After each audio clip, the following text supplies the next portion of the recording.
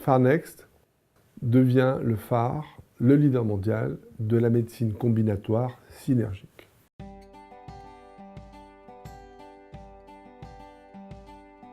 Bonjour, aujourd'hui nous rencontrons le professeur Daniel Cohen, cofondateur et directeur général de Farnext, une société de biotechnologie spécialisée dans le traitement des maladies neurodégénératives. Le concept de pléomédicament est venu de deux idées. La première est qu'il est difficile de comprendre comment on peut traiter une maladie qui est en général très complexe par un seul médicament, alors que la maladie elle-même est due à plusieurs facteurs.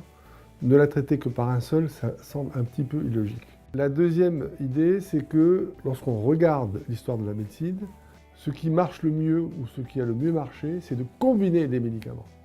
On connaît la trithérapie dans le sida, mais aussi on utilise des combinaisons d'antibiotiques pour se battre contre la tuberculose, par exemple. Dans le cancer, on n'utilise que des cocktails. Donc on a essayé d'inventer une méthode qui permette de trouver des combinaisons de médicaments là où aucune monothérapie n'a marché. Donc fatalement, il a fallu inventer une méthode pour utiliser des anciens médicaments qu'on donnait pour d'autres maladies et prédire quels médicaments parmi ceux qui étaient déjà existants on pouvait combiner et donner dans une maladie dans laquelle il n'y avait rien.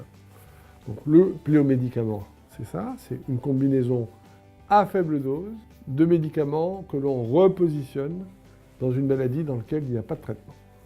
Nous axons nos recherches sur les maladies neurodégénératives, principalement parce qu'il n'y a pas de traitement vraiment efficace dans ces maladies.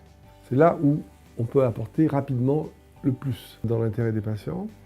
Donc vous connaissez la maladie d'Alzheimer, il y a aussi la maladie de Parkinson, la fameuse redoutable maladie de Charcot, la maladie de Charcot-Marie-Tooth, autant de maladies qui nécessitent qu'on puisse trouver des traitements rapidement, sûrs, efficaces et si possible moins chers.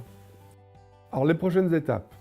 Premièrement, mi-2017, le début d'une nouvelle phase 2 pour la maladie d'Alzheimer après les succès de la première phase 2 que nous venons d'annoncer.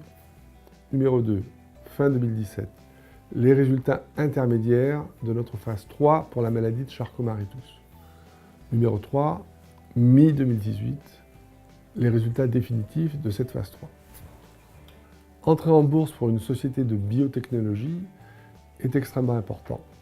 Ça permet tout d'abord de lever des capitaux pour continuer nos recherches, mais ça assure aussi une meilleure visibilité de la compagnie qui devient plus crédible parce que pendant le processus, on doit clarifier nos finances, nos processus de recherche, de relations avec les autorités réglementaires, un ensemble de choses qui rassurent énormément les investisseurs et nous donnent plus de crédibilité et de visibilité.